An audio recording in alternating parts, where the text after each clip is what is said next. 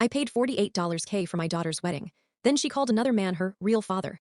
So I ended everything.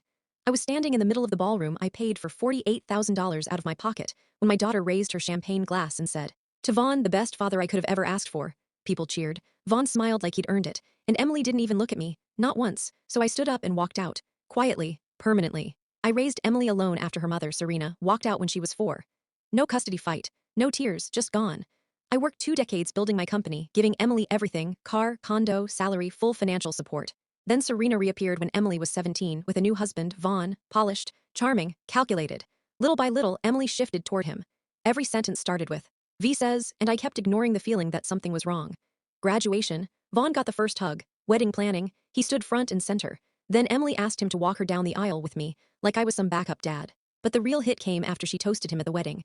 I drove home and cut everything: her job, her car, her condo, her trust, her access. By morning, her world was gone. That's when he reached out, Serena's old affair partner. He sent me emails, 8 years of messages between Serena and Vaughn. And what I read made my stomach drop. They weren't reconnecting with Emily out of love. They were targeting her to get to me, to my company, my estate, my future. They planned her speech, planned the humiliation, planned to make her emotionally dependent on Vaughn so he could replace me professionally. And then, out of nowhere, Emily showed up at my door. Calm, shaking. "I know they used me," she whispered. "I saw the emails." Her mother called her easy to steer. Vaughn planned to push me out of my own company and slide Emily in as his puppet CEO. And tomorrow, she said, he was making his final move. So when Vaughn showed up at my office the next morning, acting like he owned the place, I hit record.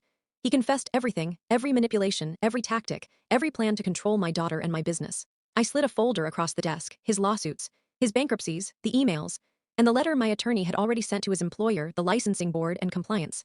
Then Emily walked in, looked him in the eyes. "You used me," she said. "You're nothing to me." He fell apart. Within days, he lost his job. Within weeks, his licenses. Within a month, his entire career. Emily cut Serena off. She's rebuilding her life. And me, I learned one thing. You can try to steal my daughter's loyalty, but if you come for her future, I'll take everything you thought you owned.